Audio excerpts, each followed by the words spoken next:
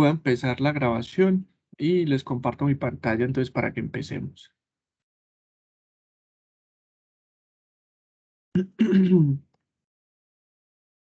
Bueno, entonces nosotros estamos por acá en los métodos de interpolación.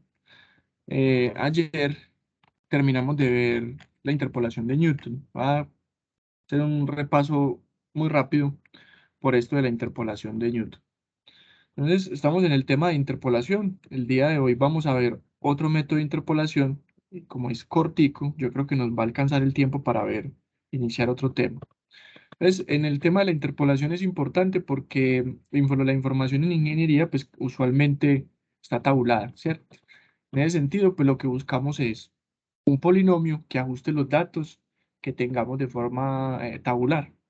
Ese es el objetivo de la interpolación. Acá en el curso vamos o estamos viendo dos métodos, polinomios de Newton y vamos a ver hoy polinomios de Lagrange, que serían estos que hacen falta acá, sin decir que sean las únicas formas de interpolación. Existen más formas de hacer interpolación, pero bueno, con dos yo creo que es suficiente para ilustrar el punto.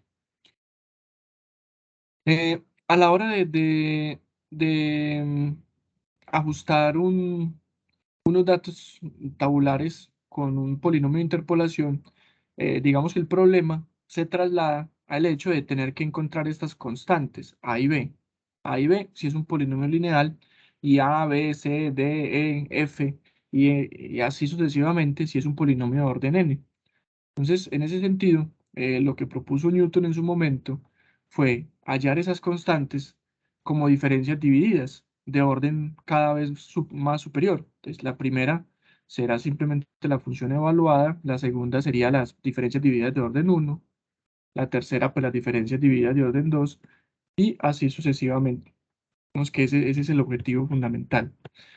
Vimos que hallar esas constantes no es complicado en la medida en que lo podamos hacer en forma de tablita, así como esta tablita que vimos acá. Lo hicimos a través de este ejemplo, con estos datos inventados que eh, pretenden ser unos datos experimentales y construimos esta tabla toda completa. Y con eso, digamos que aprendimos el algoritmo de cómo construir entonces esos coeficientes, que van a ser los datos que están en la primera fila de la tabla. Este es A, este es B, este es C y este es D. Y con eso se construye el polinomio, tal cual lo vemos acá, y ya con eso se puede hacer la interpolación. Vamos que ese es el resumen de lo que vimos ayer. ¿Qué vamos a ver hoy? Vamos a ver los polinomios de interpolación de Lagrange. Y aquí ya empieza el tema nuevo. Los polinomios de Lagrange son una reformulación de los polinomios de Newton. Cuando decimos una reformulación, es decir, que son similares en lo que quieren hacer, digamos, queremos hacer una interpolación, pero la forma en la que vamos a escribir el polinomio difiere un poco de la forma en la que se escribe el polinomio de Newton y en la forma en la que se hallan los coeficientes. Entonces, si nosotros miramos el polinomio de primer orden de Newton, lo podemos escribir así. Fx es igual a F0 más este término que aparece aquí sería la diferencia dividida de primer orden y por un paréntesis x menos x0. Entonces miren, esta que está acá, que es la primera diferencia dividida, se puede expresar de esta manera, ¿cierto? Sino que esta notación es una notación como corta, por así decirlo, para representar esa diferencia. Pues si nosotros reemplazamos lo que es la diferencia dividida, nos queda algo así, digamos, esta expresión. Bueno, aquí lo que se hizo realmente fue distribuir el denominador entre ambas fracciones. Voy a abrir el apuntador para poder mostrar mejor lo que estamos haciendo. Entonces uno puede acá distribuir este denominador para esta expresión y nos quedaría este término que está acá. ¿Sí ven? F de x1 sobre x1 menos x0 nos da este término. Y ahora, si yo lo hago por este otro lado, distribuyo este para este, entonces me queda f de x0 sobre lo mismo. Una especie de redistribución. estamos simplemente pues aplicando una regla de distribución del denominador hacia los términos que hay en el numerador y pues nos queda así. Te dirán, bueno, ¿y para qué estamos haciendo eso? Digamos que lo que pretendemos es partir de un polinomio de Newton, miren que eso es un polinomio de Newton, y llegar al polinomio de Lagrange para mostrar que realmente es una reformulación del polinomio de Newton, ¿cierto? Entonces estamos haciendo eso. Partimos de Newton, vamos a hacer una serie de manipulaciones algebraicas acá al polinomio de Newton de orden uno. Y la idea es llegar a otra expresión que la vamos a conocer entonces como el polinomio de Lagrange. Ustedes dirán, bueno, pero es que es un polinomio de orden uno, ¿y qué pasa con el resto? Vamos a ver que esa generalización a la que lleguemos, pues se puede extender también a polinomios de orden superior, pero vale la pena hacerlo con un polinomio de orden uno porque es más sencillo, no nos enredamos, se entiende más fácil lo que estamos haciendo. Ya después pensamos en la generalización para un polinomio no de orden uno, sino de orden 2, 3, 4, n, cualquiera que sea la n, ¿cierto? Pues bueno, hasta acá simplemente hemos distribuido el denominador para cada uno de los elementos que hay en el numerador. Ya está.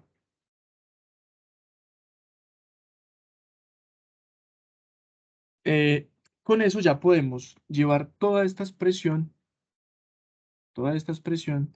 la podemos traer aquí, reemplazarla aquí, para ver cómo podemos reorganizar ese polinomio, que nos quede de otra manera.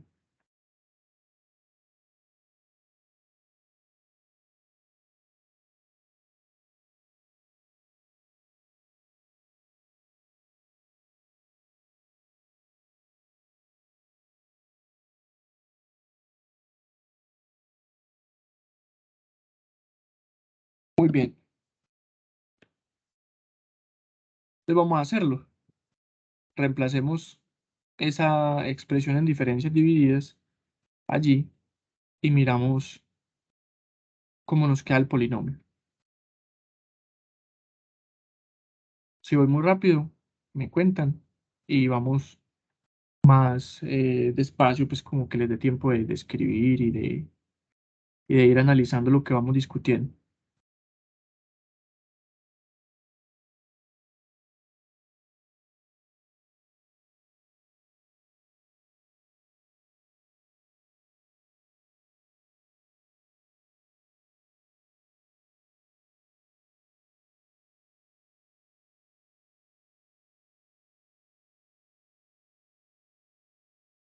Muy bien, voy a avanzar acá un poco para mostrarles entonces lo que sigue. Pues miren, aquí ¿qué hicimos? Básicamente, ese término que teníamos resaltado en verde allá, pues vino acá a reemplazar la diferencia dividida de Newton. Miren, esto sigue siendo la diferencia dividida de Newton reformulada, que esto básicamente es f de x1 menos f de x0 sobre x1 menos x0, ¿cierto? Sigue siendo la misma diferencia dividida de Newton, solo que aquí distribuimos el denominador para cada uno de los términos en el numerador y ya está. Y esta expresión que aparece toda completa acá, pues es el polinomio de orden uno que estamos analizando. Entonces hasta ahí digamos que no hay nada extraño, por así decirlo. Entonces, una vez yo distribuyo este término que tengo aquí para este y para este, pues entonces me queda así de esta manera. X menos x0 por este término me genera este que está acá. O sea, de este sale este. Y de este, pues sale este que está acá.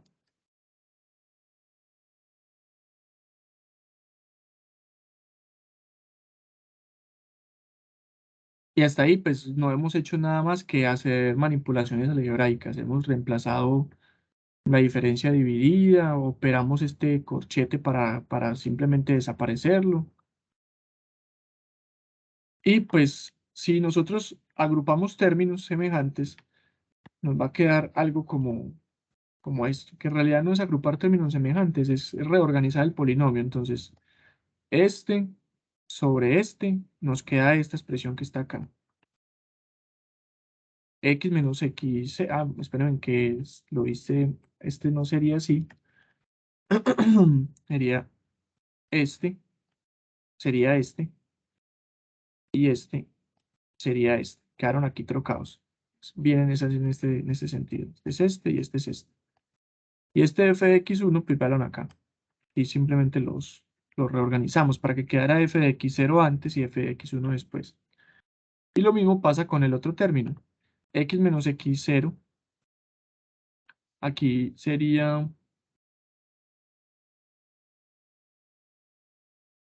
x menos x1. Bueno, sino que aquí me equivoqué, me equivoqué. Esperen, yo creo que esto aquí tiene un detalle.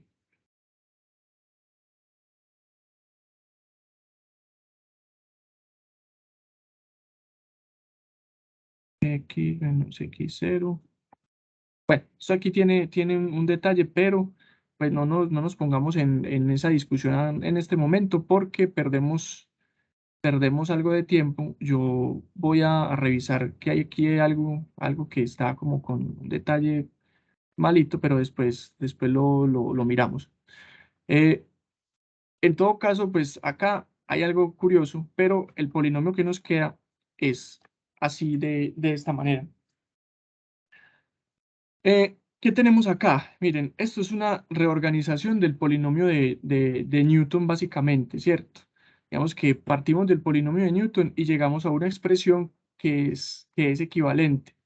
Pero esta expresión que tenemos acá, lo que nos permite es que no tenemos que calcular las diferencias divididas, que esas diferencias divididas eran, digamos, uno de los temas que consumen más cálculos dentro del polinomio de Newton. En cambio acá, con el polinomio de Lagrange, lo que tenemos son simplemente divisiones de las x, que son muy fáciles de hacer, digamos estos términos, este por ejemplo, sería muy fácil de calcular, y este también, porque son simplemente restas de las x, y las funciones evaluadas en los puntos, pues también son muy fáciles de evaluar, porque estas también las tengo en la tabla. Yo lo que tengo, y vuelvo como al caso particular, yo lo que tengo es una tabla con datos, donde tengo x y tengo f de x. Pues en cada uno de los casos, pues tengo valores aquí de x, y pues para cada x tengo su f de x. Entonces yo los valores de f de x0, por ejemplo, sería el primer valor, sería este. F de x1 sería este valor. Y lo mismo x1 y x0 serían respectivamente, este es x0 y este sería x1. Entonces todos estos valores que yo tengo aquí, los tengo en una tabla. Entonces no es que sean incógnitas ni mucho menos. Todos estos valores pues van a tener pues como su representación concreta, un número como tal. Entonces este polinomio que yo tengo aquí es supremamente fácil de evaluar. Y lo que hace pues el polinomio de Lagrange, en definitiva, polinomio de Lagrange, es evitar el cálculo de las diferencias divididas. Ya no hay que hacer diferencias divididas, ¿cierto? Ahí vuelvo y repito, me disculpan pues este pasito de acá hasta acá, que tiene un error. En este momento pues no quiero entrar en el detalle de ponerme a revisarlo porque es como antes confundirlos de pronto un poquito más, pero yo lo organizo y les comparto pues como cómo se llega de acá a acá, que es como lo que nos quedó faltando allí. Listo. Voy a dejar ahí un momento por si van a escribir sobre todo este polinomio, este último sí está ya bien. Aquí lo que de pronto no está bien es digamos, me faltó el paso a paso para llegar acá, pero lo voy a dejar un momento entonces para que lo puedan escribir. Mientras tanto voy revisando aquí mentalmente a ver qué pasó.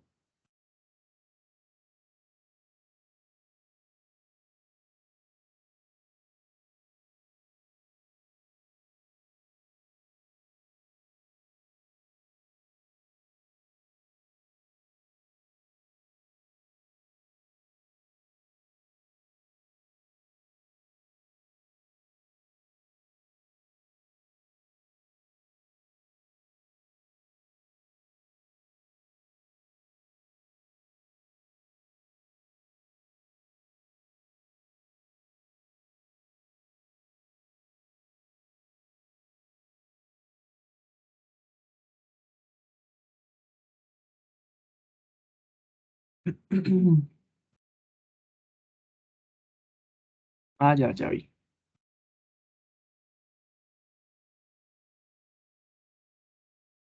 Ya vi. Sí, bueno, a veces uno está como pensando en otra cosa y luego no ve las situaciones. Miren, acá, viendo este término todo completo, es este término que aparece acá. ¿Sí lo ven? Queda f de x1, f de x1, x menos x0, x menos x0, x1 menos x0, x1 menos x0. O sea que este tal cual se traslada acá, sin ningún problema. Ahora, miren que nosotros tenemos acá otros dos términos. Este, tenemos este. Y estos dos términos, aquí solo aparece uno. Entonces hay que hacer una pequeña manipulación para poder llegar allá. Vamos a intentar hacerla acá para que miremos. Miren, esos dos términos que están en verde, este y este, tienen como factor común f de x0. Miren, aquí hay f de x0 y aquí también hay f de x0. Entonces yo puedo sacar como factor común f de x0, ¿cierto? Para hacer este término no me falta nada, sería un 1. Y para hacer este término me faltaría x menos x0 sobre x1 menos x0, ¿cierto? Si yo agrupo estos dos términos, me daría esto que tenemos acá, sacando factor común f de x0. Muy bien. Y pues dentro del corchete me va a quedar 1 menos x menos x0, x1 menos x0, que sería entonces este 1 para volver a reconstruir este, me da este por este me da este, y f de x0 por esto vuelve y me da este último término en verde que tengo acá. Ahora, para simplificar esta expresión que yo tengo acá, tengo que hacerlo de la siguiente manera. Entonces yo multiplico, le pongo un 1 abajo y hago la operación de las fracciones. Va a ser este por este, queda en el denominador. X1 menos x menos x0.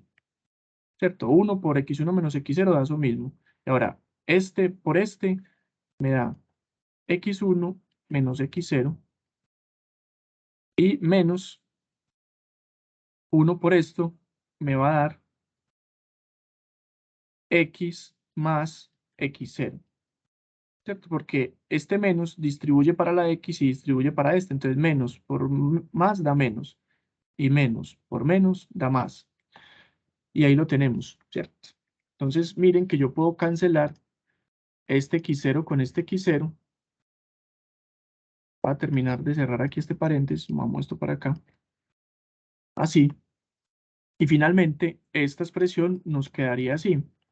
F de x0 que multiplica a x1 menos x, o más bien x menos x1, lo voy a escribir primero así, tal cual está, x1 menos x, y aquí quedaría x1 menos x0, ¿cierto? Pero observen que aquí está al revés, es x menos x1 y x0 menos x1, entonces si yo invierto el orden de los de arriba, también invierto el de los de abajo, y pues esos signos menos que se generarían se cancelan. Eso yo lo puedo reescribir entonces así. Si yo invierto estos dos términos de la resta para que queden x menos x1, también debo invertir los de abajo para que no me quede con un signo negativo, x0 menos x1. Y pues esto sí es el término que tenemos acá.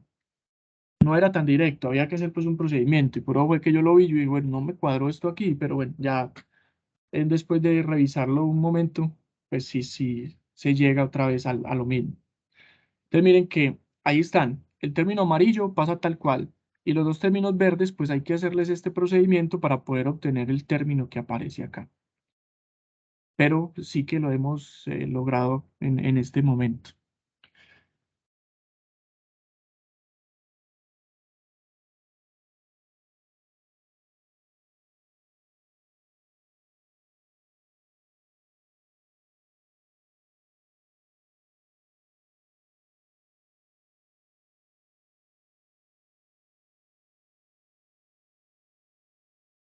El caso es que, vuelvo y repito, el polinomio de Lagrange evita tener que calcular las diferencias divididas. que esa es la parte maluca del polinomio de Newton. Tienen que construir esa tablita y empezar a hacer todas esas diferencias divididas. Aunque pues tampoco, ni maluco es cierto, pues porque es realmente sencillo, pero pues sí es largo. Y más si uno tiene una tabla con muchos datos. Ahí sí que se vuelve más largo y más difícil de calcular. En cambio, el polinomio de Lagrange, miren que ya no hay diferencias. Ya no hay diferencias divididas. Bueno, ustedes dirán, pues que esto es una diferencia dividida, ¿cierto? Pero las diferencias divididas son con las f de x arriba y x abajo. Aquí todas son x, ¿cierto? Aquí todas son x. Entonces esta no constituye una diferencia dividida como tal de la definición. Ah, no, esto no es una derivada en realidad, ¿cierto? No es una aproximación de una derivada, porque ambas son x, arriba y abajo. Esto es simplemente una operación allí. Bueno, hasta acá. Vamos claros con esa deducción o hay dudas.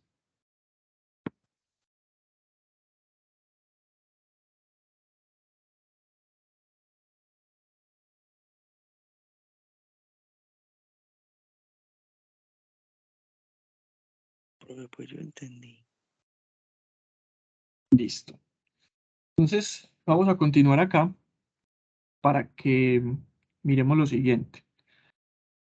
Bueno, ese último comentario, pues esto es un polinomio de Lagrange ya, así como está, polinomio de Lagrange.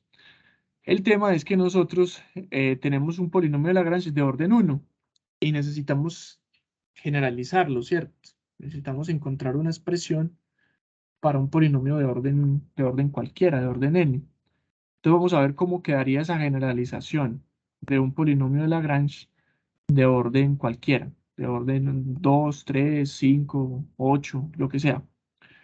Entonces, vamos a avanzar aquí otro poquito. Miren cómo nos queda la generalización. Y ahí es donde uno empieza como a confundirse. Aparecen sumatorias, productorias, y uno dice, bueno, ¿eso qué?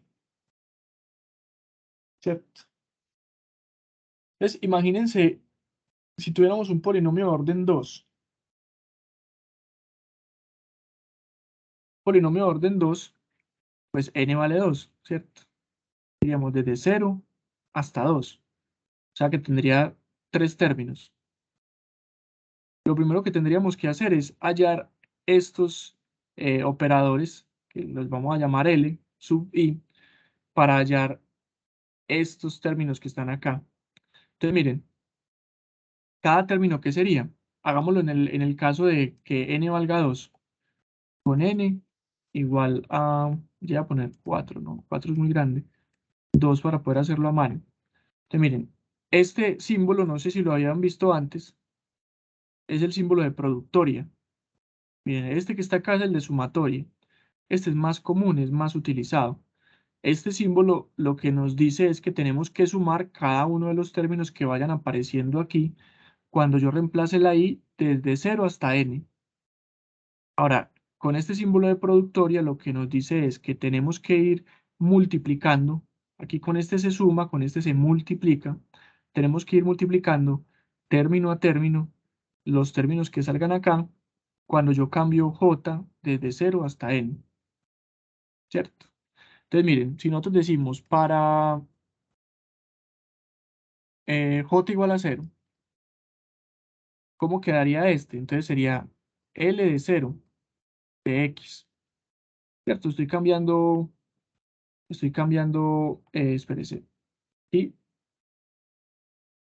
a ver, organicémoslo. Estoy cambiando la j por 0. Entonces, hagamos el del término 0 acá. Entonces, para j igual a 0 y igual a 0. Entonces, si j vale 0 y vale 0, aquí podemos reemplazar estos valores. Entonces, vamos a empezar. Miren que esto es una productoria. Y al ser una productoria, pues tengo que multiplicar término a término que vaya surgiendo. Entonces, j desde 0 hasta n, pero con j diferente de i. Entonces, como en este caso i vale 0, yo no puedo hacer el término cuando i es igual a j. Miren que aquí lo están indicando claramente. Yo voy a hacer todos los términos desde j0 hasta n, pero excepto cuando j vale igual a i. Pues como j vale igual a i, miren que j en este momento es igual a i, yo no podría hacer el término 0, entonces me toca saltármelo y paso al término 1. El término 1 quedaría así, x menos xj, que entonces ya j, digamos aquí, tomaría los valores directamente para j igual a 1 y 2, entonces sería j1, perdón, entonces sería x1 sobre aquí xi, miren que la i vale 0, entonces sería x0 menos xj. xj para el primer paso de la productoria vale 1, entonces x1. Y ahí tenemos el primer término cuando j vale 1. Ahora vamos para el término cuando j vale 2, que sería este. Entonces aquí por, miren que esto es una productoria, entonces cada uno de los términos que me van a salir de esto los tengo que multiplicar. Vuelve y juega, sería x menos xj. Ahora j vale 2, entonces sería x2. Abajo, xi, i vale 1, entonces sería i vale 0, perdón, 0. Menos xj, j vale 2, entonces sería x2. Y ese sería el L sub 0, cuando i vale 0. Ahora vamos a hacerlo para j igual 0 y 2, cuando i vale 1. Miren que aquí utilizamos 1 y 2 porque i valía 0. Yo no puedo utilizar un j igual a i. Entonces, si i vale 0, no puedo utilizar el 0. Miren que aquí i vale 1. Entonces, utilizo 0 y 2 porque no puedo utilizar el 1. Porque la indicación es, utilice todos menos cuando j vale igual a i. No sé si me van cogiendo la idea ahí de lo que estamos haciendo. Y va a ir tomando los valores de 0, 1 y luego va a ser 2 por acá. Vamos a escribirlo por acá para dejar el espacio. J igual a 0 y 1 cuando i valga 2. Es un 1 acá. Entonces, cuando i valía 0, utilicé J1 y 2, que son los que quedan. Cuando i valía 1, utilizo J0 y 2. Me salto el 1. Cuando i vale 2, utilizo J de 0 y 1. No utilizo el 2. Porque esto me está diciendo que haga la productoria para todos excepto cuando j valga igual a i. Aquí me va a quedar L1 de x y aquí me va a quedar L2 de x.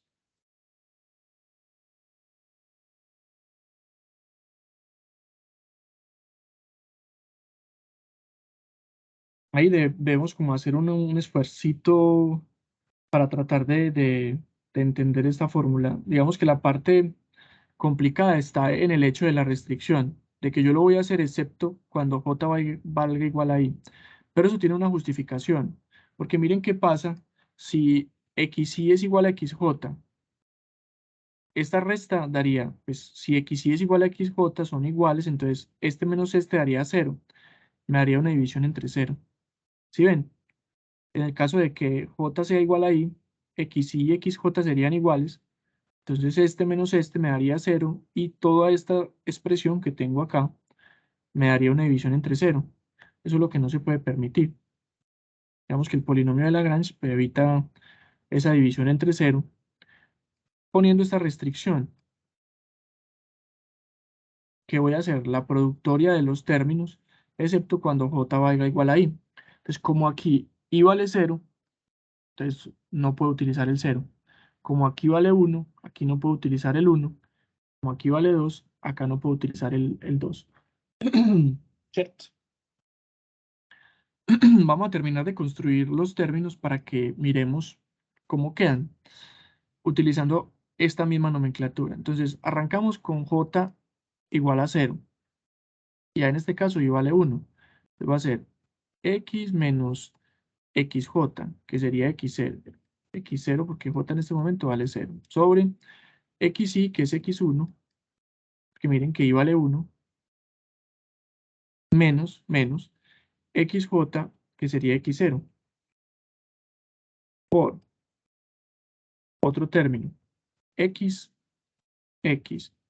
Ya j va a valer 2. Entonces sería xj, sería x2 aquí. Y abajo quedaría xy, que sería x1 porque y vale 1, menos xj, que vale 2.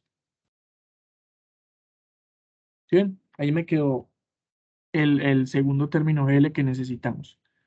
Y para el último, vamos con y igual a 2. Entonces es L2. Y aquí pues tenemos, vuelve y juega, dos fracciones que se están multiplicando. La primera va a ser x menos xj. Arrancamos con j igual a 0. Entonces va a ser x0. Abajo, xy. Y vale 2. Entonces sería x2 menos x0. Y para este segundo ya iba a valer 1. Perdón, j valdría 1. Entonces queda x menos xj, que sería x1 entonces. Abajo, xy, x, miren que y vale 2, 2 menos xj, que sería x1. Y esto me construye entonces los tres términos que van a ir acá. Ahí están construidos. Observen que ahí hay como un patrón. Aquí siempre voy a restar el mismo término, x1, x1, x2, x2, x0, x0, x2, x2, x0, x0, x1, x1. Y acá siempre va a ir el mismo término que tenga acá en el operador. 0, 0, 0, 1, 1, 1, 2, 2, 2. Y eso me daría esta parte de acá, esta. Entonces miren cómo va a quedar el polinomio. Esta f de x, miren que es una sumatoria. Entonces f de x, que sería desde 0 hasta n que tengo que hacer la sumatoria. Entonces empiezo con 0. Entonces, y vale 0, sería L0 de x por f de x0 más, y miren que es una sumatoria. Entonces aquí ya el término es más. Miren que esta era una productoria, entonces por eso poníamos el por. Aquí es una sumatoria, entonces van con más. Luego, y vale 1, entonces sería L1 de x por f de x1. Ya tenemos el segundo. Y faltaría el tercero, que sería L2. L2 de x por f de x2. Y este sería nuestro polinomio entonces de Lagrange. Observen que cada uno de estos, L0, L1 y L2, son respectivamente, voy a señalar acá, L0 es este, L1 sería este, y L2 es este que tenemos acá. Entonces eso queda un polinomio grande, y ese polinomio, pues es el polinomio de Lagrange de orden 2. Ahora, si ustedes quieren un polinomio de orden 3, 4, 5, imagínense lo grande que va a quedar ese polinomio a la hora de hacer, pues, como la implementación a mano. Por eso, ahí, en ese caso, y era lo que hablaba ahorita con Angélica, que las implementaciones numéricas no las vamos a hacer a mano, ¿cierto? Las vamos a hacer en Python todas, porque ahí se puede manipular, digamos, más, de una forma más simple. Cambio hacerlo a mano, miren que si hay una tabla, por ejemplo, con 5 datos, esos 5 datos se ajustan con un polinomio de orden 4, entonces quedaría un polinomio de Lagrange supremamente grande, porque un polinomio de Lagrange de orden 4 tendría 4 de estos productos, este y otros dos multiplicando, y a la vez tendría, en este caso, 5 términos de estos. Entonces eso queda supremamente grande. Para escribirlo a mano, eso casi que ni cabe en una hoja, pues en un renglón, no. En cambio, si uno lo programa, eso uno ni se da cuenta, queda allí. No, lo que programaría serían estas dos fórmulas que están acá. Bien, ¿dudas hasta este punto? Con la interpretación de las fórmulas sobre todo, que esto lo hicimos para poder interpretar las fórmulas.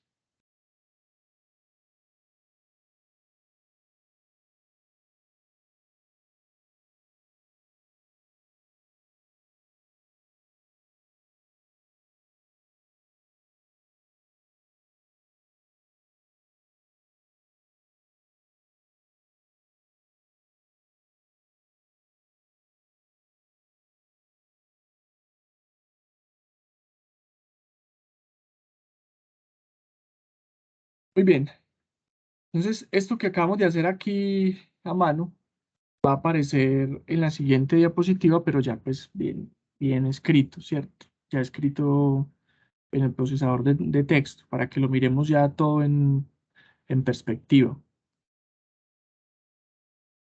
Miren acá, por ejemplo, el polinomio de orden 2, aquí cómo quedaría. Miren que cada uno de estos representa, este sería el E0, este es el E1 y este es el E2. Esquemáticamente, pues este es, a ver, me devuelvo, este sería el E0 de X, este es el E1 de X y este es el E2 de X. Y miren cómo nos queda el polinomio de segundo grado, que ya de por sí es grande. Este polinomio, este mismo polinomio fue el que utilizamos para la deducción del método de Simpson para hacer integrales. Presentamos ese polinomio así, pero no lo discutimos. Dijimos, más adelante vamos a ver cómo resulta de polinomio. Y pues ya llegó ese momento. Aquí está. Ese es el polinomio de Lagrange de segundo orden, un polinomio general, ¿cierto? Ahora, si nosotros fuéramos a utilizar ese polinomio para hacer interpolación, eh, lo podríamos usar de la siguiente manera. Y aquí ya viene pues como un ejemplo. Vemos que tenemos estos datos. Tenemos esos tres datos. X0, X1 y X2 serían respectivamente entonces 1, 4 y 5. Y los valores de Y es 0, 1.386 y 1.609. Miren, para tres datos me ajusta bien un polinomio de orden 2. Como quien dice que estos datos que yo tengo acá los puedo ajustar con este polinomio. Y queremos hallar entonces el valor cuando X vale 2. Entonces, miren, como yo ya tengo el polinomio, lo tengo construido, yo lo único que tendría que hacer es reemplazar valores de lo que sería X1, X0, X2, f de X0, f de X1 y f de X2. Y con eso pues ya tendría la forma del polinomio que puedo evaluar. Entonces, miren que esto parece ser complicado, pero en realidad es sencillo, porque miren, este por ejemplo sería X0, este 4 es X1 y este 5 sería X2. Lo mismo pasa con estos de aquí. Este primero sería f de X0, este sería f de X1 y este sería f de X2. Entonces, donde yo veo un X0, a X0 lo reemplazo por un 1. X1, lo reemplazo por un 4. X1 por un 4. Y así me voy yendo. Que f de X0, pues lo reemplazo por un 0. Que f de X1 lo reemplazo por un 1,386. Y voy reemplazando pues los valores numéricos, simplemente, con los datos experimentales que yo tenga, o los datos tabulados que consulté en literatura. Da igual, ¿cierto? Simplemente reemplazar los valores en el polinomio de interpolación. ¿Eso qué va a hacer? Que esta expresión se simplifique un montón. Esto se va a simplificar. Y eso es lo que vamos a ver a continuación. Cómo se nos simplifica entonces ese polinomio de Lagrange cuando ya tenemos valores puntuales que podemos reemplazar allí.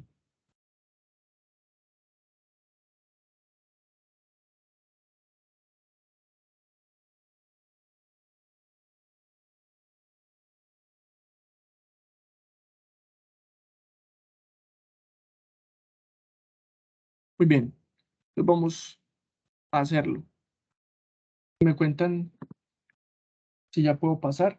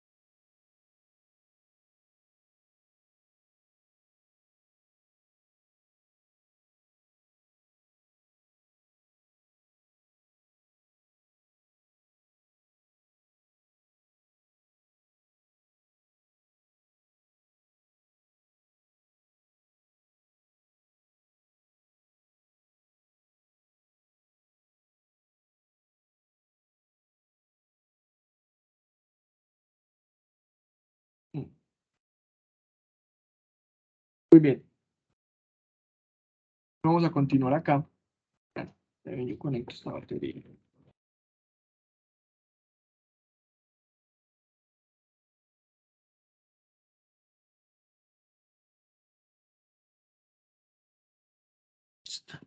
Ahí fue. Vamos a reemplazar entonces los valores en el polinomio.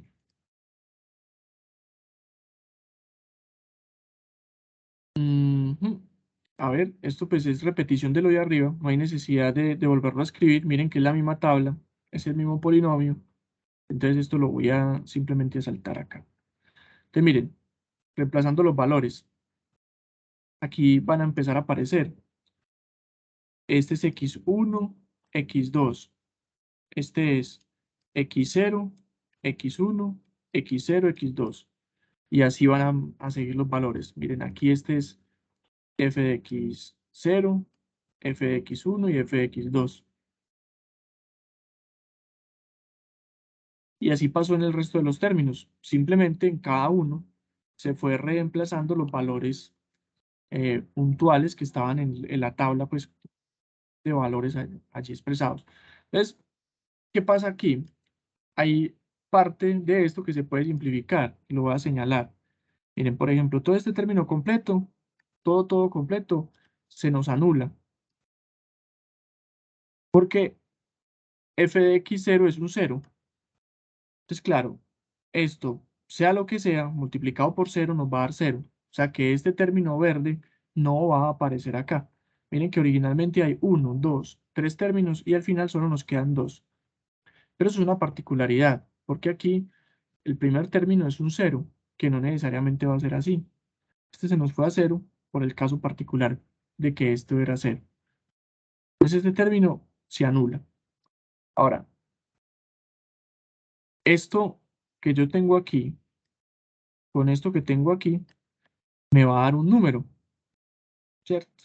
Entonces sería 1,386 dividido 4 menos 1, 4 menos 5. Eso, al hacer esa división, nos debería dar este número que tenemos aquí. Lo vamos a hacer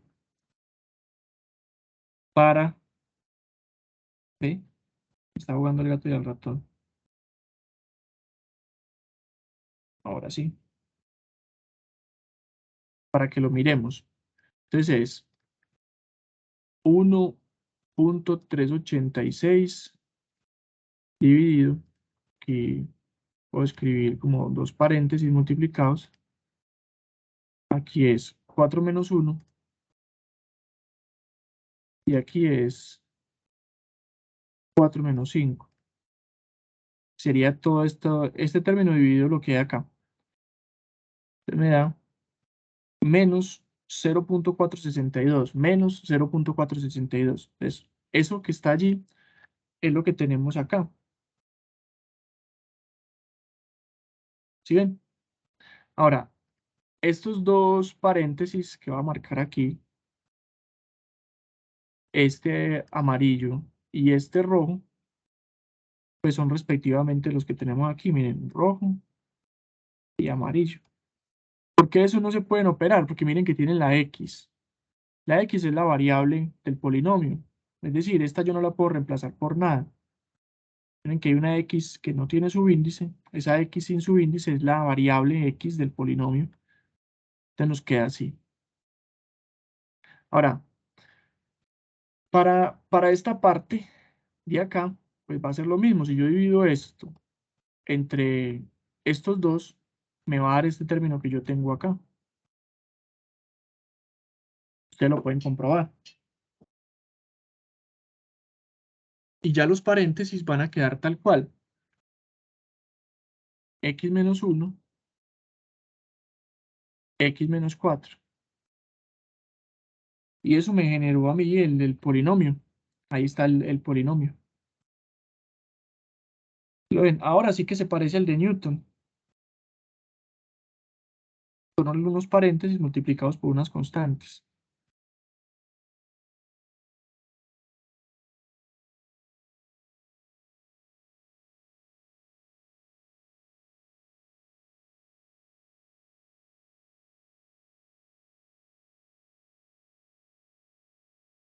¿Qué faltaría ahí? Simplemente, si yo quiero evaluar ese polinomio en x igual a 2, pues reemplazo x por 2, donde haya x pongo un 2 y evalúo. Y ya eso me genera a mí la interpolación.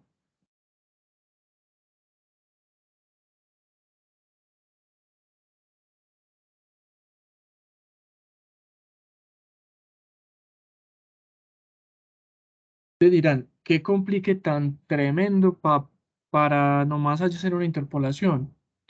Y uno diría, pues bueno, podría ser, ¿cierto? Podría ser.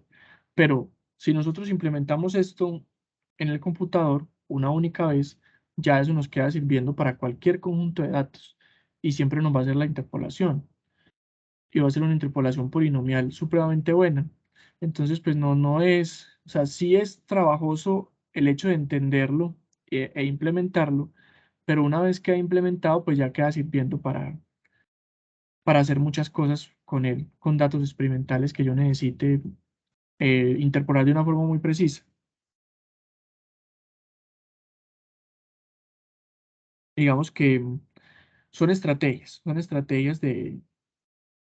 que se han diseñado. En este caso fue Lagrange quien se pensó esta forma de hacer interpolación. Y ahí está. No sé si tienen dudas respecto de este ejercicio que acabamos de hacer, ahí con la implementación.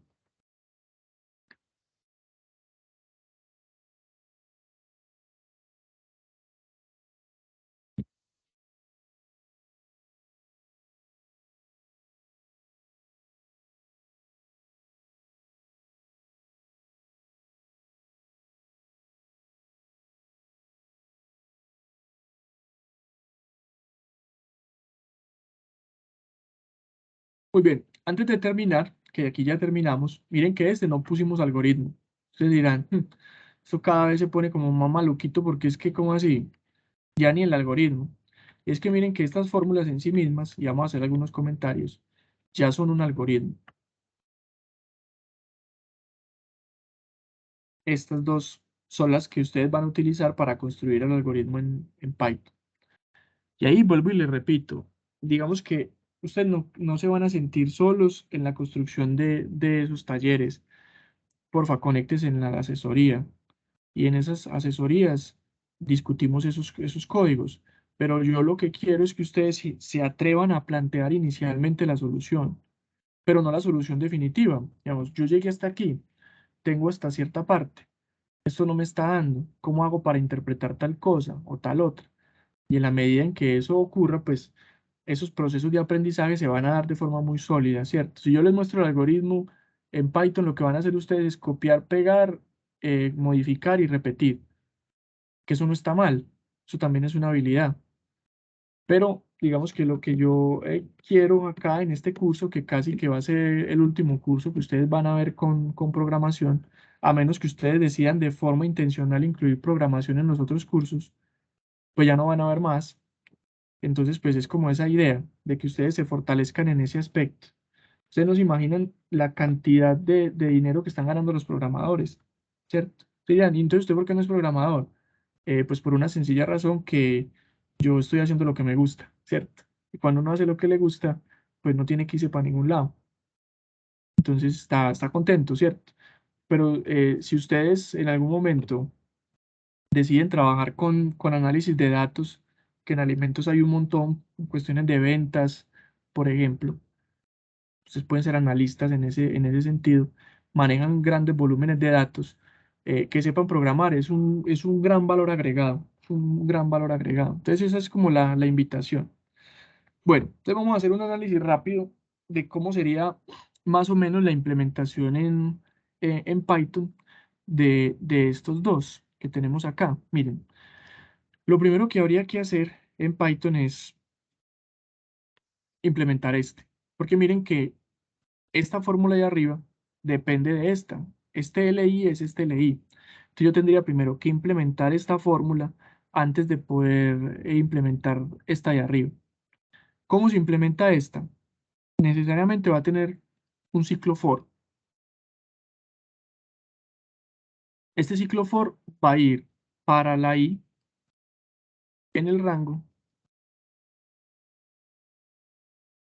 hasta, miren, empiezan de 0, entonces no hay que decirle que empiece de 0 porque empieza en 0, hasta n. Entonces aquí le ponemos n más 1, ¿cierto? Porque la n más 1 no la incluye, iría solo hasta n. Entonces con eso empezamos en Python. Luego, internamente de este ciclo for debe ir un if, y ese if nos va a codificar esta condición. Nos va a decir para i diferente, y el diferente lo escribimos entonces así, diferente de j, haga lo siguiente. Y aquí, internamente, es que vamos a escribir esto que tenemos aquí. Entonces podemos definir, esto puede ser una lista. Miren que L, hay una L para desde 0 hasta n. Si n, por ejemplo, vale 3, qué sé yo, un polinomio de orden 3, entonces habrían 4 L's. Habría un L0, un L1, un L2 y un L3, ¿cierto? Habrían 4 L's. Entonces yo no voy a tener 4 variables. Yo más fácil defino todo esto como una lista L que va a tener 4 elementos. 1, 2, 3, 4. Aquí habría un elemento, 2 elementos, 3 elementos, 4 elementos. Yo puedo definir aquí una lista L vacía. O la puedo definir con 4 ceros inicialmente. Con 0, 0, 0, 0. ¿Cierto? Podría ser. En el caso, pues, que n valga 3, estamos particularizándolo ya en este momento. Entonces le decimos, para i diferente de j, porque miren que eso es lo que tenemos que hacer, tenemos que hacerlo para todo, excepto para i diferente de j. Aquí vamos a tener otro ciclo for, miren, este nos recorre la i, e internamente, pero yo pienso un momentico si tendría que ir, ese tendría que ir aquí primero el otro for, aquí vendría primero el otro for, j in range. Esta j también va desde 0 hasta n, entonces sería n más 1 también. Y aquí sí iría el if i diferente de j, dos puntos, todo esto llevan 2 puntos. Y aquí iría la codificación entonces de este polinomio de Lagrange, de este término pues de Lagrange que multiplica. En realidad no es un multiplicador de Lagrange, eso es otro concepto, ¿cierto? Por eso no le digo multiplicador de Lagrange. Entonces aquí L en la posición I, pero entonces no se escribe así, ¿cierto? Yo quiero L en la posición I, tendría que ser así. L en la posición I, porque es una lista de Python, ¿cierto? Sería igual a implementar esta fórmula, entonces sería L en la posición I por todo este término que está aquí. Todo esto vendría aquí. Por ahí va el asunto, ¿cierto? No lo voy a terminar de hacer porque pues el objetivo no es que yo lo haga, sino que ustedes lo intenten hacer. Entonces aquí, como esto va multiplicado, mejor que no sean ceros, mejor que estos sean unos. Porque si empezamos a multiplicar por cero, eso nos va a dar puro cero, entonces mejor que sea uno, porque el uno es neutral. Entonces si yo multiplico uno por esto, pues entonces me da lo que de esto. Y esto se va a repetir una y otra vez y me va a ir multiplicando término a término lo que tenga acá. Y una vez ya tenga construidos esta L's, pero ya no con unos, sino con las operaciones indicadas, ya lo que haría es otro ciclo for por acá abajo. Tendría otro ciclo for. Aquí les estoy dando ideas generales para la implementación. Ya después ustedes van a tomar esta información y lo van a intentar hacer por su cuenta. Aquí iría otro for que va a ir en el rango. Otra vez n más 1, porque va desde 0 hasta n, ¿cierto? Entonces le pongo n más 1 para que me alcance también la n. Y van a hacer esta operación que está acá. Entonces ustedes definen un fx por acá igual a 0. Y aquí lo empiezan a acumular.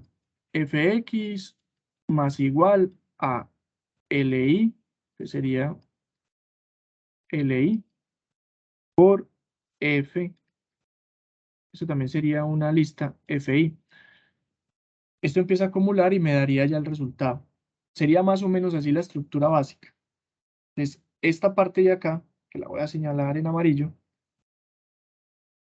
sería esta que está acá, la implementación de esta fórmula, y esta parte que está acá, que está en rojo, pues sería la implementación de esta. Primero tengo que implementar estas L's, calcularlas, y después ahí sí puedo implementar esta parte de hacer las multiplicaciones y las sumas, ¿cierto?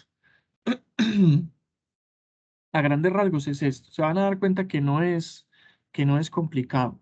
Acá, por favor, para cuando vuelvan y vean el video, yo sé que lo van a volver a ver al momento de tener que implementarlo. Recuerden que la estructura es más o menos esta: un for para i, un for para j y un if para que me implemente esta condición de que va a hacer esta multiplicación excepto cuando j sea igual a i. Si yo no pongo este if dentro de los for, me va a presentar problemas de división entre cero. Va a ser un problema. Entonces, este if debe ir internamente dentro de los dos for. Si ustedes deciden no trabajar con listas, sino que importan NumPy y trabajan con vectores de NumPy, arreglos de NumPy, pues también funciona muy bien. Funciona muy bien. Puede ser con listas o con vectores. Ya ustedes deciden cómo trabajar. En todo caso es que la implementación pues dé el resultado correcto. Muy bien. Hasta acá, dudas, preguntas.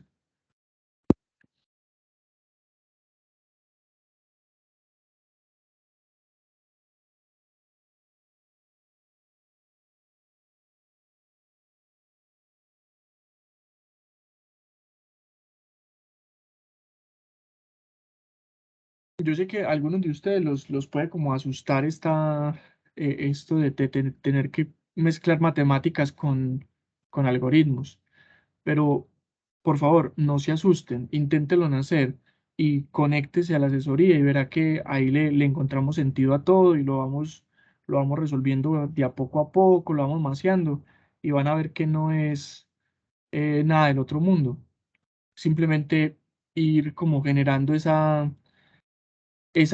acercamiento a los algoritmos y a la matemática, que es, digamos, una necesidad para cualquier ingeniero.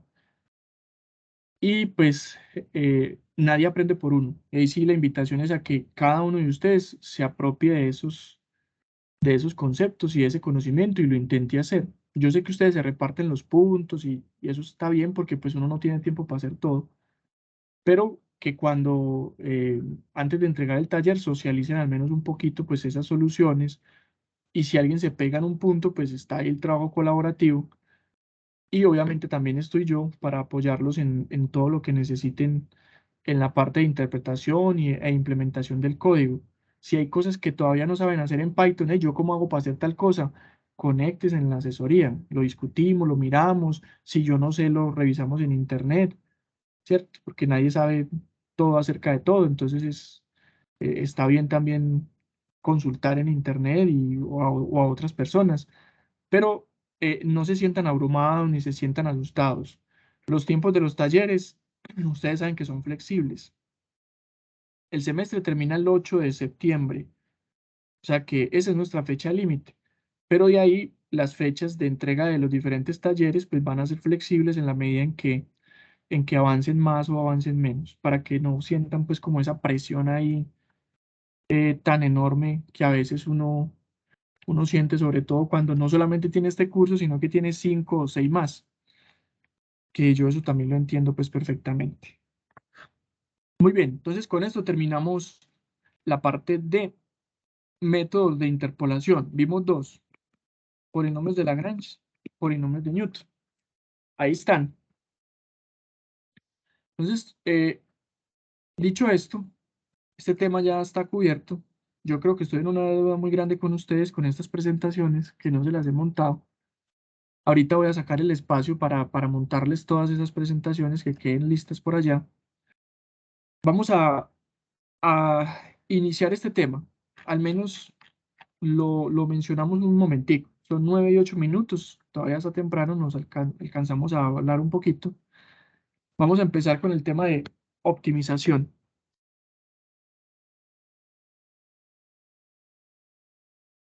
En el caso de la optimización, tenemos otro objetivo. Digamos, cada método numérico tiene un objetivo diferente. Miren que hemos repasado un montón de matemática en este curso. Empezamos con derivadas, luego nos fuimos a hacer integrales, raíces de ecuaciones, sistemas de ecuaciones, que interpolación. Hemos cubierto un montón de temas y es porque los métodos numéricos son eso, son alternativas a las soluciones analíticas. Entonces, si yo tengo una solución analítica de cualquier cosa, casi siempre va a haber una versión numérica que lo que busca es hacer llegar a lo mismo, pero a través de un procedimiento que se puede implementar en un computador.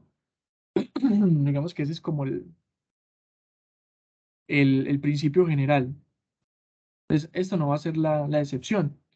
Aquí en la optimización, ustedes ya la han oído mencionar, por ejemplo, en los cursos de cálculo. En cálculo uno hace optimización. Y esa optimización, voy a avanzar un poco acá,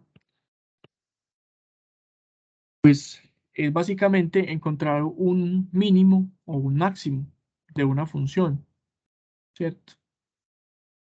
Miren que ese término optimización se utiliza en la vida cotidiana con palabras que son sinónimos, o bueno, la optimización que se utiliza en la vida cotidiana es un sinónimo de lo que es matemáticamente, pero no es exactamente lo mismo, ¿cierto? Uno dice, ah, no, es que vamos a optimizar un proceso.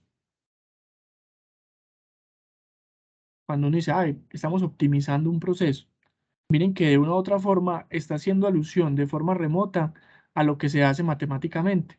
Yo estoy intentando que ese proceso llegue al punto máximo o al punto mínimo, dependiendo de lo que yo esté buscando. Si dice, no, es que este proceso está muy costoso, hay que optimizarlo. Optimizar un proceso en términos de costos es encontrar el costo mínimo de funcionamiento, pero sin desmejorar nada, ¿cierto? Ah, o decimos, no, es que estamos ganando muy poquito. Este proceso hay que optimizarlo. Entonces ahí ya estamos pensando en optimizarlo respecto a las ganancias. O sea que estamos buscando un máximo en ese sentido. Si uno pudiera modelar matemáticamente un proceso físico de la vida real, podría simplemente derivarlo, igualarlo a cero, y ahí encontraría el punto en el cual el proceso opera de una forma óptima. Pero en la vida real no todo se puede modelar matemáticamente. Hay aproximaciones. No sé si ustedes ya vieron el curso de diseño de experimentos. Todavía no, o lo están viendo.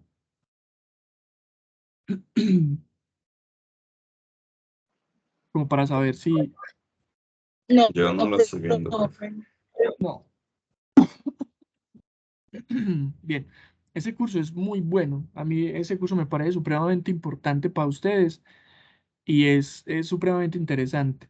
En el curso de diseño de experimentos, pues lo que se hace es ver la metodología científica de cómo puedo yo planear un experimento, llevarlo a cabo y luego de ese experimento sacar información importante.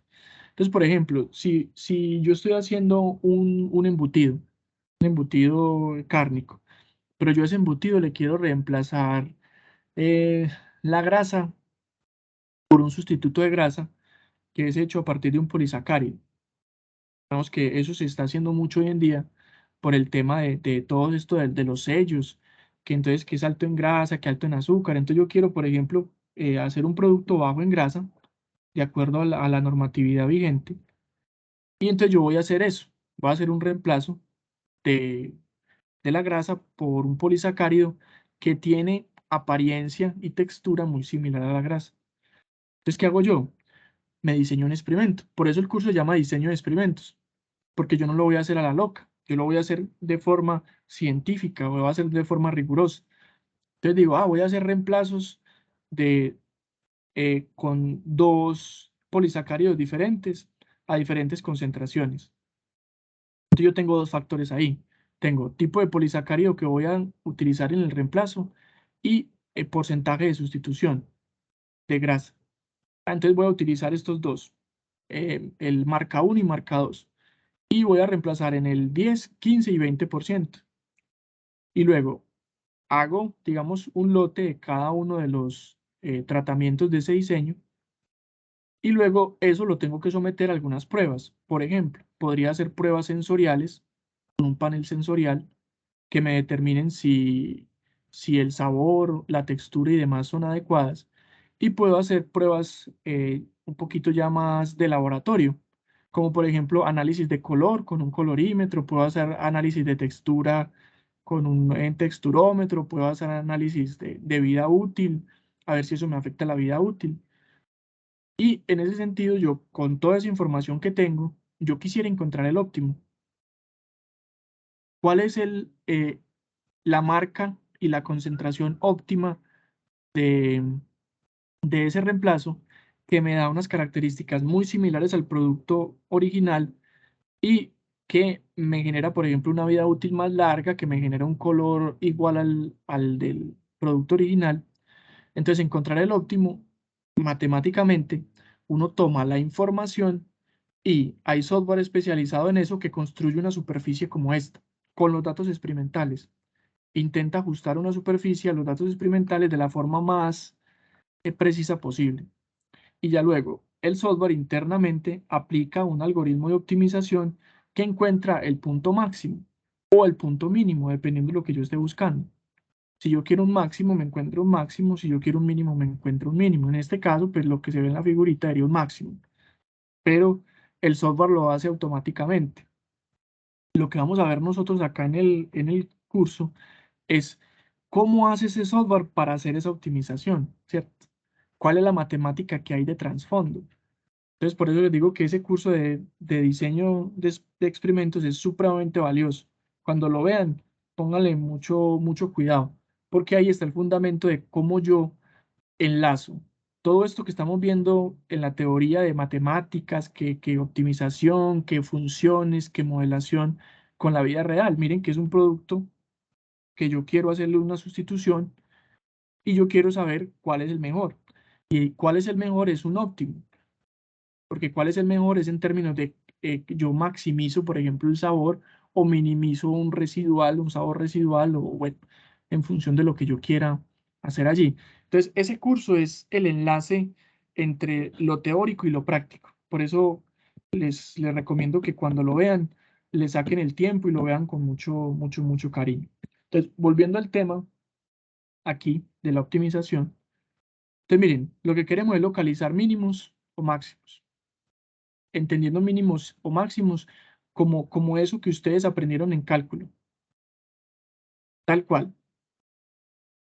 Y aquí esto comparte mucho en común con los métodos numéricos que buscaban raíces.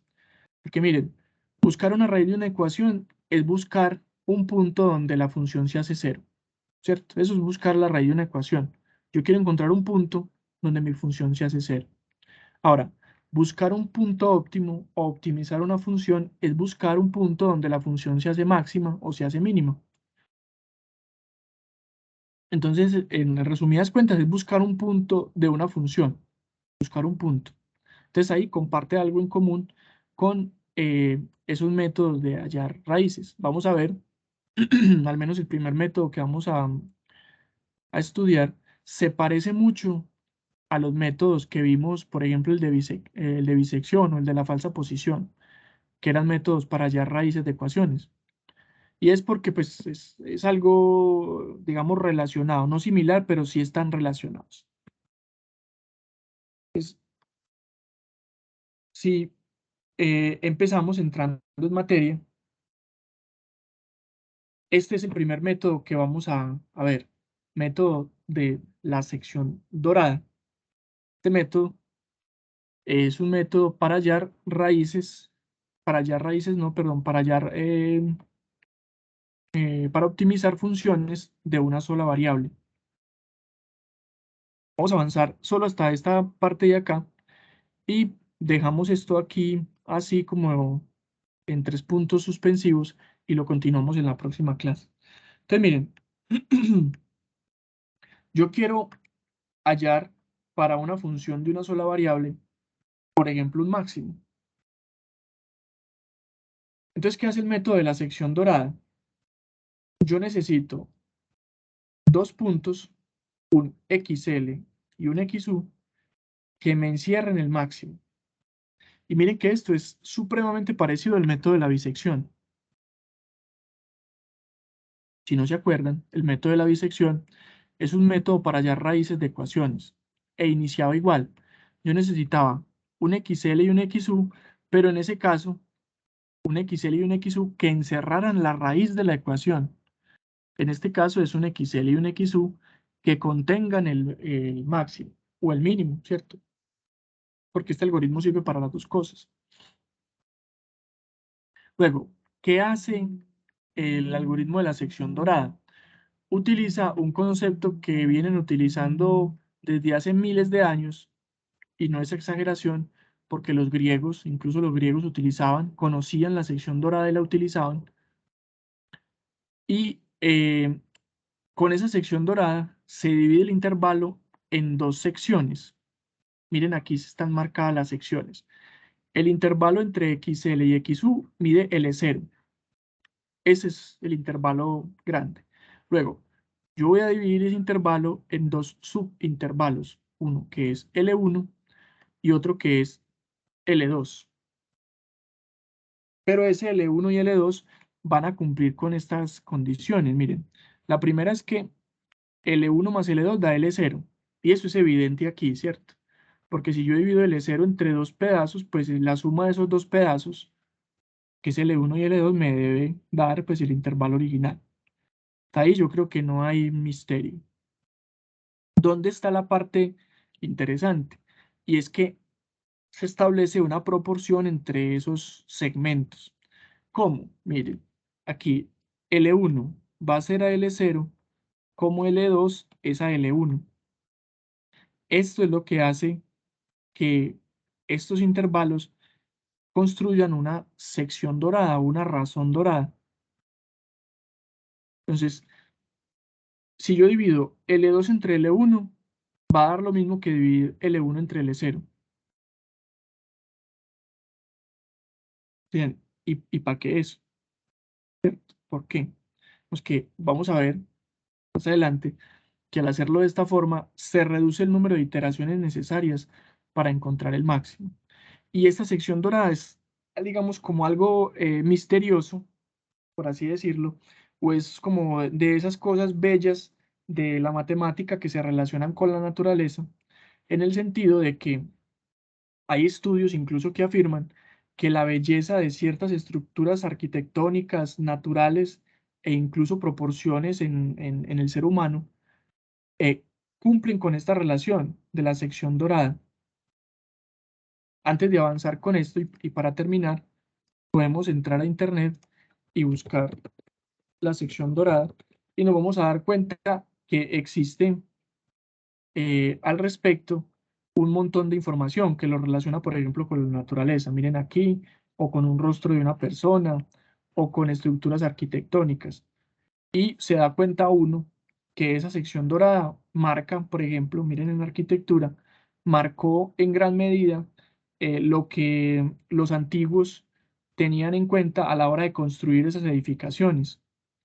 Entonces ellos planteaban la construcción de sus edificaciones teniendo en cuenta que cumplieran con ese criterio de proporción de la proporción áurea o proporción dorada y lo utilizan enormemente. Y es algo que es curioso porque no solamente pasa en, digamos, en cuestiones creadas por el ser humano, sino que pasa también en cosas hechas por la naturaleza. Por ejemplo, el rostro de una persona no lo hace un ser humano, sino que es algo hecho por la naturaleza. Y aún así cumple con la razón dorada. Por ejemplo, dicen que la distancia desde digamos, donde empieza el cabello en la frente hasta el mentón abajo sería L0. Y ese L0 luego, desde la frente hasta la nariz es L1 y desde la nariz hasta el mentón es L2. Y las personas que consideramos la mayoría que son estéticamente bonitas cumplen con la sección dorada. Y entonces uno a veces ve a una persona y dice, ¿por qué me parece tan bonita esta persona? Y posiblemente sea ahí inconscientemente porque pues esa persona sí que está bien proporcionada respecto de la sección dorada. Y así pueden encontrar muchos más ejemplos en la naturaleza con, con flores, con árboles, con un montón de cosas. Entonces, esta sección dorada en sí misma es una cosa que vale la pena, pues, como admirar por el hecho de que es algo que es sorprendente como una simple relación aplique en tantos campos de digamos, de la naturaleza o de la ciencia y que nosotros internamente lo percibamos como algo bonito. ¿Y por qué lo percibimos como bonito? Eso ya es un tema más filosófico que matemático. En todo caso, acá, volviendo al asunto que nos compete, entonces, si nosotros tenemos este sistema de ecuaciones aquí planteado, nos va a ser posible, a partir de ese sistema de ecuaciones, encontrar cuál es esa razón dorada. Pero eso entonces lo vamos a dejar para la próxima clase. Vamos hasta acá. Aún no hemos discutido esto de aquí para abajo, pero ya al menos planteamos la razón dorada. Y pues con este sistema de ecuaciones, miren que son dos ecuaciones aquí planteadas, vamos a poder establecer entonces cuál es esa razón dorada y eso que tiene que ver con un método de optimización. Pero eso, vuelvo y les repito, pues lo veremos en la próxima clase. No sé si hasta aquí hay alguna duda o estamos bien.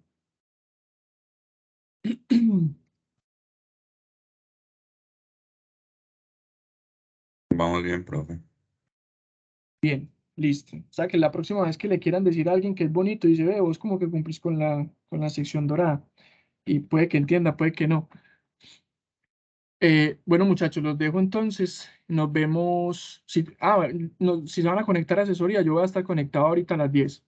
Nos vemos entonces ahorita o ya. Bueno, me faltaba comentar, la próxima semana no vamos a tener clase, porque tenemos una salida de campo con los estudiantes de región. Entonces no los voy a estar acompañando. De la próxima clase, lunes y martes, no nos vemos. Ese espacio pues lo dedican a seguir trabajando en los talleres y pues cualquier duda me escriben por correo y yo trato de responderles pues como lo antes posible. Bueno, pues ahora sí los dejo, que estén muy bien. Hasta luego. Hasta luego, profe. Muchas gracias. Gracias, profe. Un gusto.